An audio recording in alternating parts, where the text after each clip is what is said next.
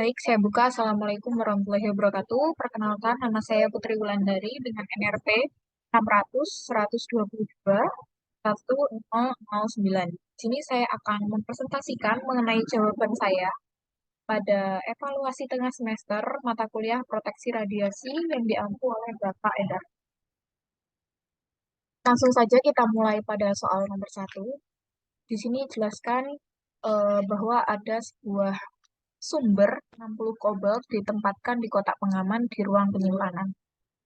Nah, kemudian di ruangan lain yang dekat dengan gudang, seseorang duduk sepanjang hari, yaitu 40 jam per minggu. Di sini 40 jam per minggu dihitungnya adalah sebagai T orang duduknya. Kemudian berikutnya terdapat aktivitas sumber, yaitu 0,63 sebagai A-nya. Kemudian untuk D besinya di sini ada 30 mm yang kita ubah menjadi meter. Kemudian ada D beton, kita ubah juga menjadi meter. Kemudian ada rho-nya. Rho-nya sebesar 2,35 kali 10 pangkat 3 kg meter kubik. Nah, di sini jarak dari sumber ke titik perhitungan dosis serap yaitu R-nya adalah 60 cm.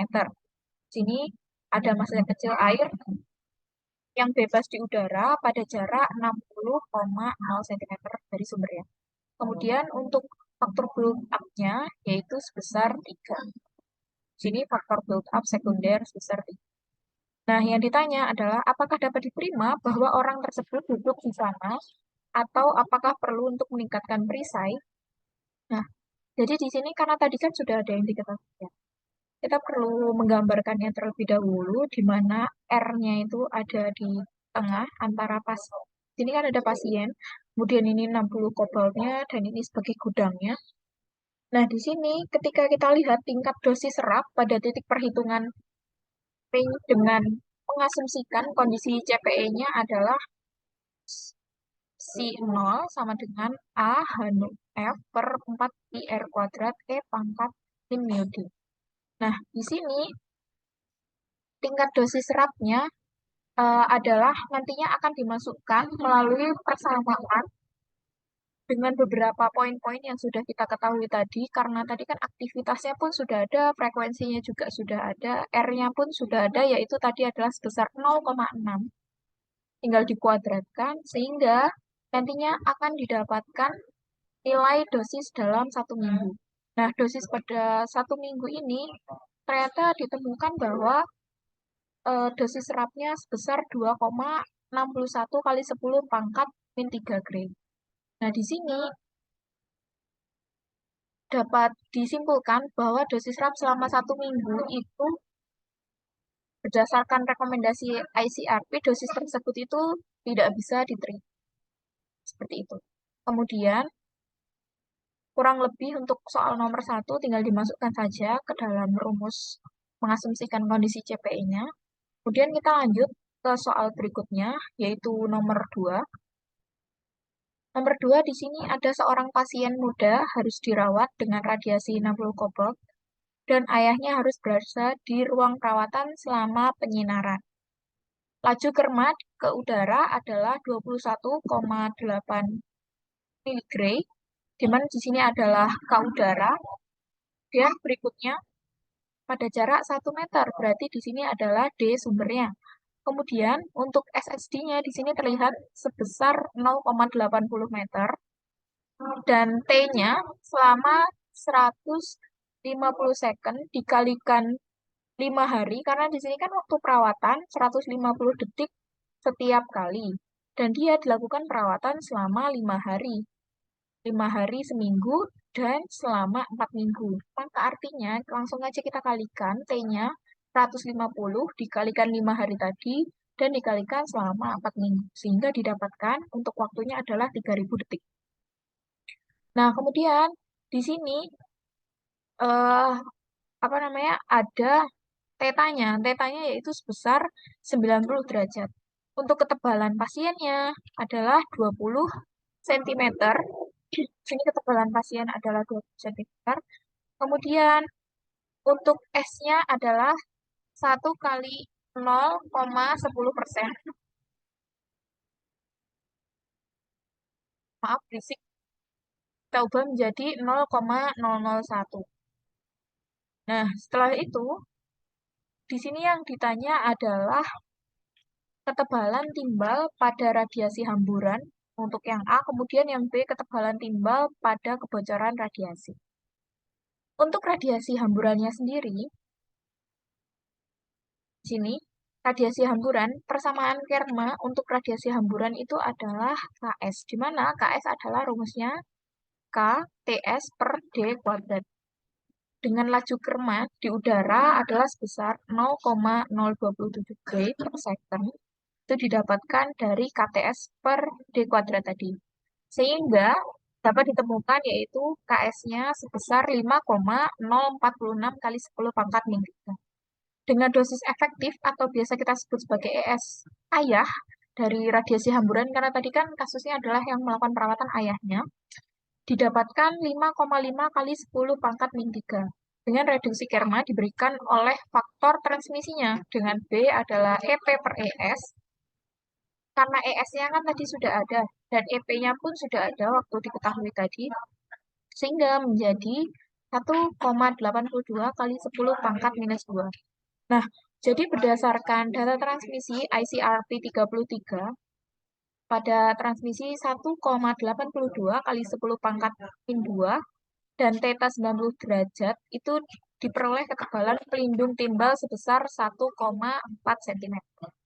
Nah, berikutnya untuk kebocoran radiasinya berdasarkan pada ICRP 33, laju Kerma pada udara 1 meter dari sumber harus di bawah 0,1% dari laju Kerma udara primer pada 1 meter.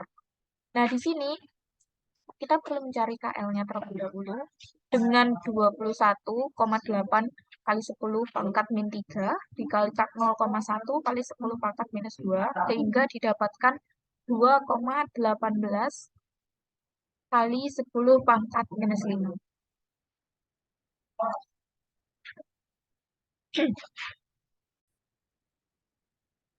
Sehingga didapatkan laju Kerma udara primer pada 1 meter adalah sebesar 2,18 kali 10 pangkat minus 5. Nah, dosis efektif ayah dari kebocoran radiasi tanpa perisai selama pengobatan itu totalnya adalah dengan rumus EL, nilainya yaitu sebesar 4,46.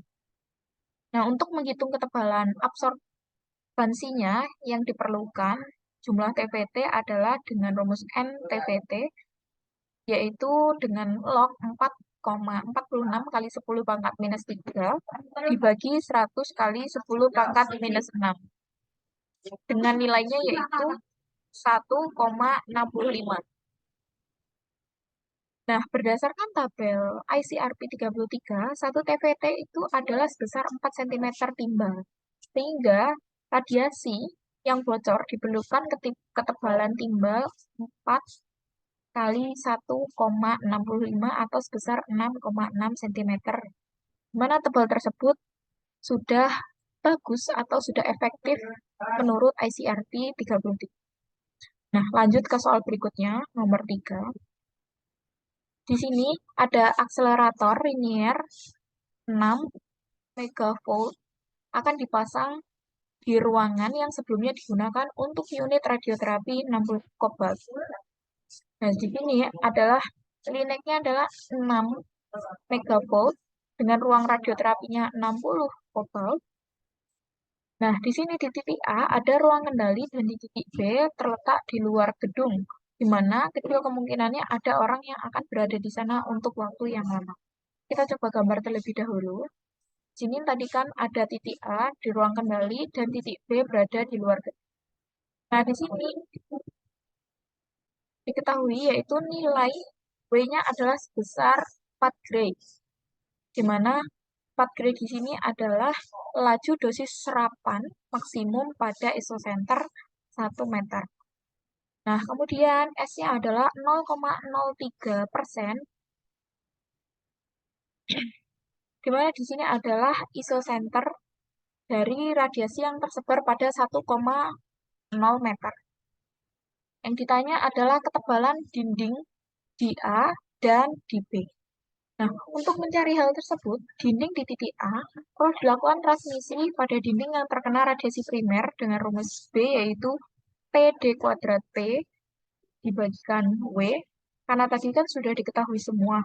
D kuadrat P-nya sendiri adalah 5,5, tinggal dikuadratkan, dengan nilai P-nya adalah 10 kali 10 pangkat min 6. Nah, berdasarkan ICRT 33, untuk transmisi sebesar 1,26 kali 10 pangkat 6 yang didapatkan dari nilai transmisi pada dinding radiasi primernya dengan energi 6 MV, itu ketebalan dinding proton diperlukan sekitar 190 cm. Nah, untuk dinding di titik B dilakukan hal yang sama. Namun, berdasarkan ICRP, di titik B itu dia memerlukan ketebalan dinding beton sebesar 32 cm karena nilai transmisinya adalah 3,47 kali 10 pangkat minus 2. Nah, untuk jumlah TVT, untuk kebocoran radiasi, di sini nilainya adalah dengan persamaan yang sama seperti yang tadi menggunakan logaritma, karena WL-nya di sini adalah 0,1%, karena tadi kan di sini ada dosis, laju dosis kebocorannya pada 1 meter diasumsikan 0,1% dari laju dosis primer di isotoper, dan nilai dari MTVT-nya adalah 1,98. Sehingga ketebalan dinding beton yang dibutuhkan adalah sebesar 67 cm, karena berdasarkan ICRP pun di situ sudah cukup kuat untuk keadaan 1,98 mTPT. Berikutnya untuk soal nomor 4, dalam radioterapi ginekologi, di sini sumber radioaktif dimasukkan ke dalam tubuh. Sumber radiasi tersebut dapat terdiri dari sumber garis line source di dalam bahan yang melindungi sumber dari jaringan, tapi juga menyerap semua elektron dan foton berenergi tinggi yang dipancarkan dari sumber. Pertama, karena di sini kan sudah ada gambarnya ya, jadi gambarnya pun hampir sama juga. Nah, di sini ada nilai 2 Gray. 2 Gray-nya adalah karena yang ditanya adalah berapa waktu yang diperlukan untuk memperoleh dosis serapan pada P2,0 Gray.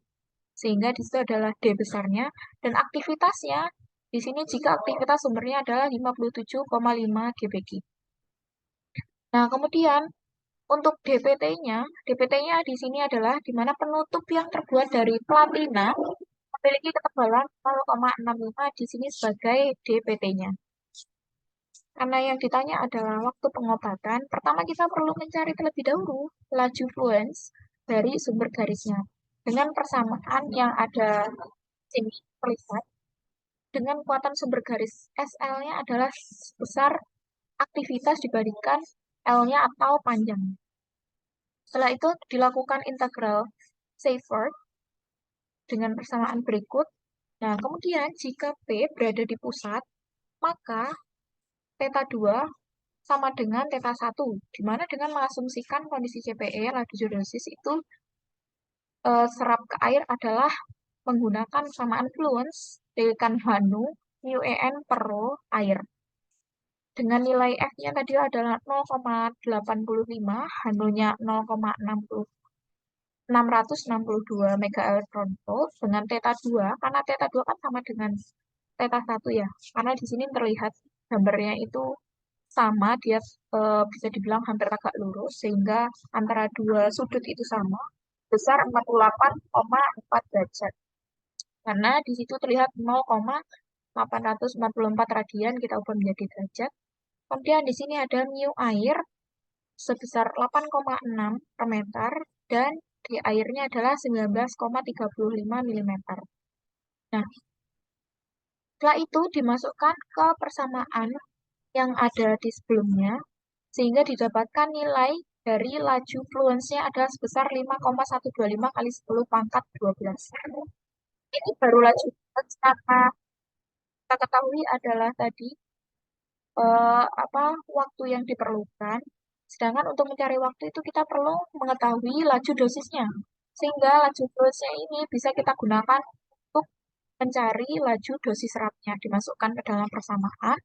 sehingga didapatkan nilai 1,766 kali 10 pangkat minus 3, sehingga bisa dimasukkan pada rumus pada proses pencarian waktu pengobatannya, yaitu dengan D dibagikan laju dosis serat, dosis dibagikan laju dosis seratnya, jadi 1133 second atau setara dengan 18,9 menit.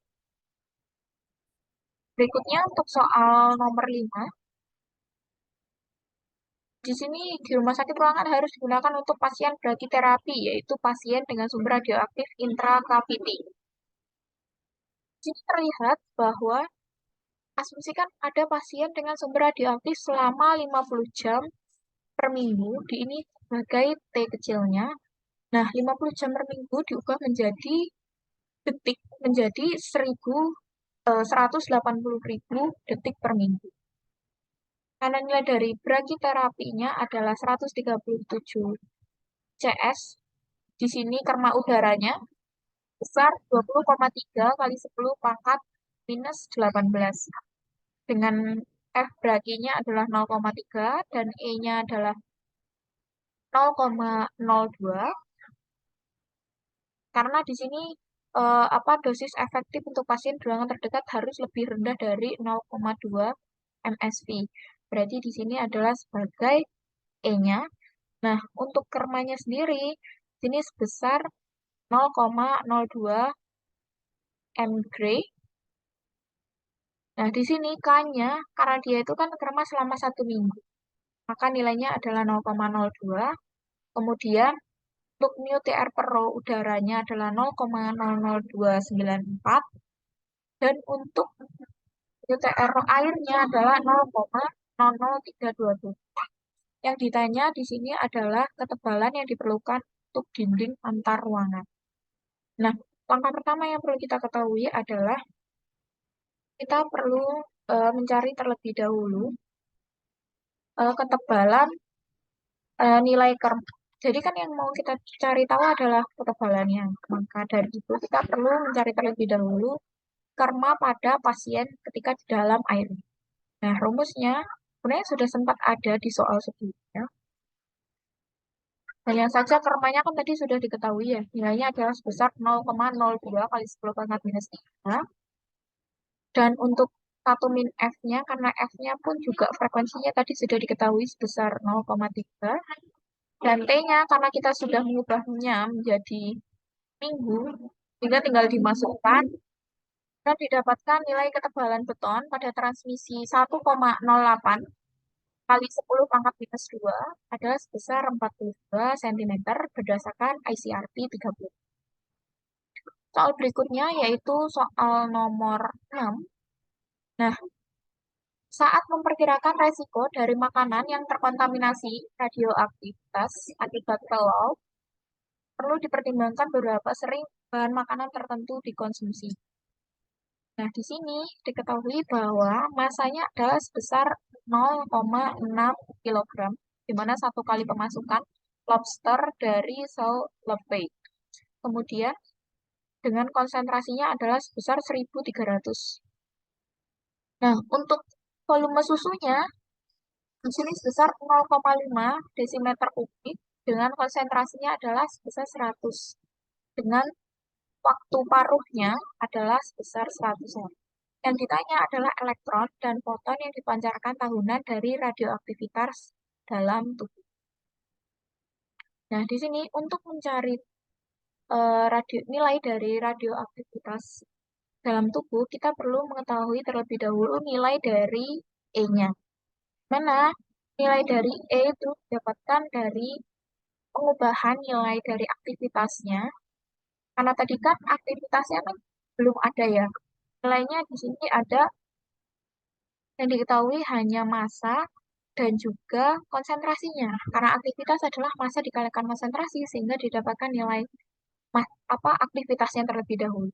Kemudian untuk T-nya sendiri adalah 365 hari dan lambda F-nya adalah 2 per waktu paruhnya sehingga didapatkan nilai 6,93 kali 10 pangkat minus 3 dan lambda B-nya pun juga sama Kemudian untuk lambda efektifnya adalah nilai dari lambda F ditambah lambda P. Nilainya sebesar 8,09 kali 10 pangkat minus 8 dengan nilai I-nya adalah sebesar 50 Bq per hari. Dan didapatkan nilai dari E-nya adalah 0,813 MeV. Untuk satu kali pemasukan, total jumlah Na dari peluruhan selama waktu T setelah pemasukan A0-nya adalah sebesar 12 milijoule. Di mana di sini didapatkan dari nilai Na-nya integral 0 hingga T besar dengan pengintegralan menjadi A0 dibagikan lambda E efisiennya. Sehingga dapatkan nilai dari total jumlah Na pada waktu peluruhan selama waktu. Nah, kemudian satu kali pemasukan. Sedangkan untuk pemasukan kontinu, aktivitas dalam tubuh pada waktu T setelah pemasukan kontinu, nilainya adalah sebesar 19 milijoule. Dengan perhitungan yang sama, namun karena di sini kan dia kontinu. Karena dia kontinu, otomatis nilainya kita kalikan dengan 3.600 dikalikan 24 karena hitungannya adalah dikalikan detik dan juga jumlah jam dalam satu hari. Nah, energi, maka dari itu energi yang dipancarkan tahunan untuk satu kali pemasukan adalah 12 milijoule dan pemasukan secara kontinu adalah 19 joule. Kita masuk ke soal terakhir. Nah, di sini kita langsung saja. Diketahui terdapat 20 meter kubik. Di sini sebagai nilai dari beberapa aktivitas bocor ke dalam ruangan dengan volume 20 meter kubik. Dengan kecepatannya adalah, kecepatan kebocoran dari I-nya adalah sebesar 0,20 dengan T kecilnya adalah 8 jam, yaitu ketika asisten laboratorium telah bekerja di laboratorium sepanjang hari selama 8 jam. Dan TB-nya adalah 75 hari karena di sini diasumsikan bahwa aktivitas yang dihirup ambil di tiroid dan diekskresikan dengan paru biologi selama 75 hari. Untuk 0,020-nya di sini adalah tingkat penghirupan. Nah, yang ditanya adalah aktivitas di tiroid asisten laboratorium di penghujung hari. Atau kita asumsikan sebagai AB-nya. Nah, langkah pertama, kita perlu mengasumsikan terlebih dahulu pelepasan aktivitas kontinu, konsentrasi aktivitas di dalam ruang. Dengan lambda room-nya adalah tingkat perubahan aktivitas di dalam ruangan karena fertilisasi dan peluruhan aktivitas tiroid. Nah, di sini ada persamaan DATH per DT dengan UTH min lambda efisien ATH. Nah, UTH di sini itu apa? Di sini adalah sebagai serapan tiroid persatuan waktunya. Setelah itu, kita lakukan pengintegralan antar dua ruas sehingga didapatkan persamaan yang ada di sini.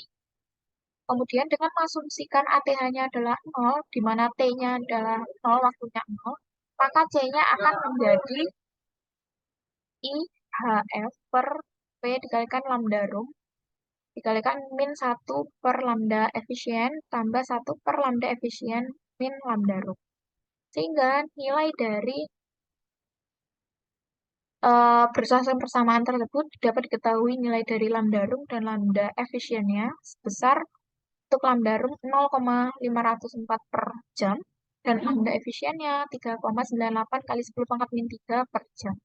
Sehingga nilai dari AB-nya peroleh persamaan berikut dengan nilai 42,7. Oke, sekian presentasi dari saya. Apabila terdapat kesalahan dan kekeliruan, saya mohon maaf. Sebelumnya saya. Wassalamualaikum warahmatullahi wabarakatuh.